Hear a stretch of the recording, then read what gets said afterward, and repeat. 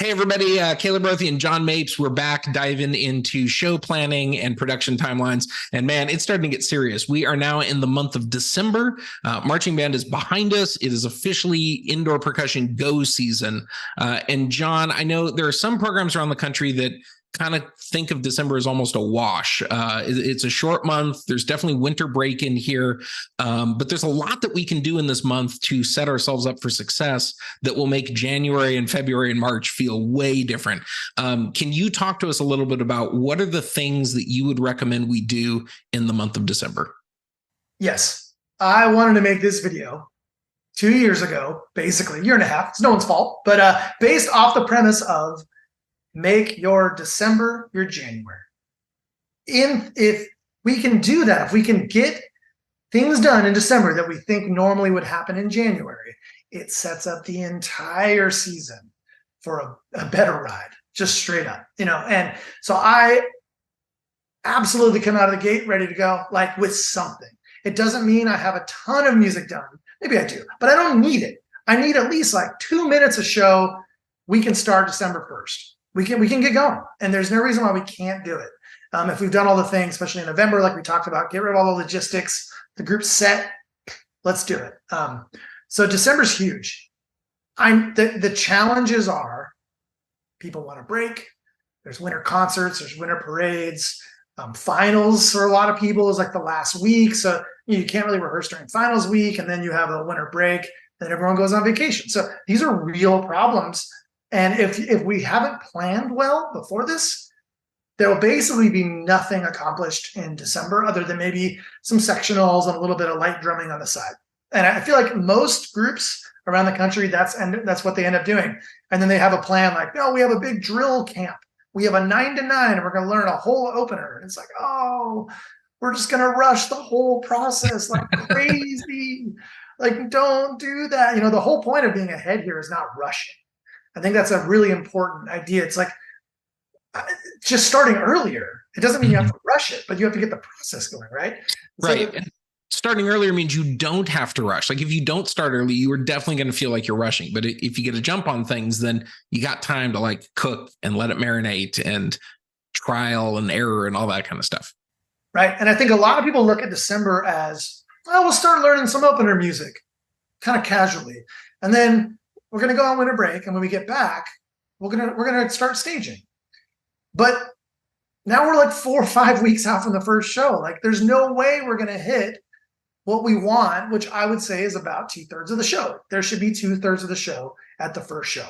For so many reasons, it's hard to learn too much show once we get past the first show. I think everybody knows that. Also, we want to get to the first show and we want to have some sort of a semblance of what the show is going to be to put out for the judges to start getting feedback. If you go out with 2 minutes, there's not a lot of feedback you can get. So you're kind of just not maximizing that opportunity. The main thing for me is to start the visual staging process. I like to do it alongside with the music. I don't feel like I could do it first, and I haven't done it first. You don't have to even, like, there could be a kid on bass drum who's still working out his technique. It's all good. We're going to start staging. Like, why push that off to January? So what I like to do is I like on paper, I schedule my first Saturday every year.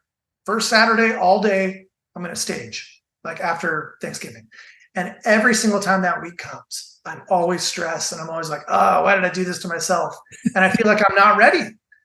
But because it's that first Saturday and I take the whole day, I'll do 2 blocks. And I'm like, I'm going to stage because I don't want to be rushed. And I want to get a good start. But then throughout that week, I'm forcing myself to make decisions. So the decisions, now it's time. Like, okay, where are we starting? What's the first thing? Are the props moving? Like these things have to get decided. There's no reason to push it off. And I like to end that first day with like a solid minute of show on the floor. And then it actually helps the music process too, because they're like, oh, okay, this is where we are. I understand. Oh, we're holding here. All those little details can help the music process. And it doesn't have to be something that happens like in the future.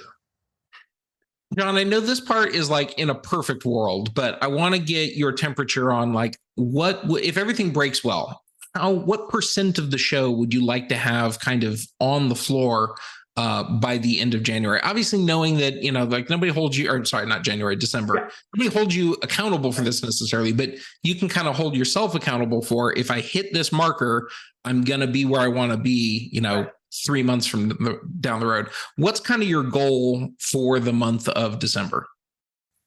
Well, the goal is 1/3. I want 1/3 of the show on the floor.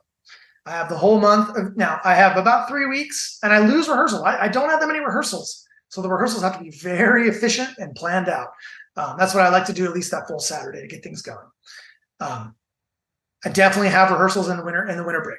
There's no way around it. I don't know how we would take 2 weeks off and then expect it to be performed in about a month. Like I just don't know how that works. I can't do it. So once again, this is sort of like going back to September, August, October, like planning these schedules. You stay away from the holidays. Like I'll usually put my rehearsals up against New Year's or like really early, and you stay away from Christmas, and the families all appreciate that. And we all get a nice break, but we got to have some time. And those rehearsals, you can do some double block full day rehearsals and you can get a lot done. So by the end of December, up around New Year's, I'm hoping I have about 1/3 of the show. Like maybe it's my opener, just depending on what it is. Most of it put together. And now we're like really starting to do it. Pit and Battery are playing together. Things are staged. It's not super filled in, but maybe some of it is, not all of it is. It's one of those, right? But you've at least got yourself started. You got the ball rolling. And now, man, January 1st is going to feel way better with this amount already on the floor. Because by the time that we turn the calendar over to the new year, that first contest is, like it's approaching, it's getting close. And so this sets you up for success. John, this is great. And then let's get together next and let's chat about January and what we're going to do then.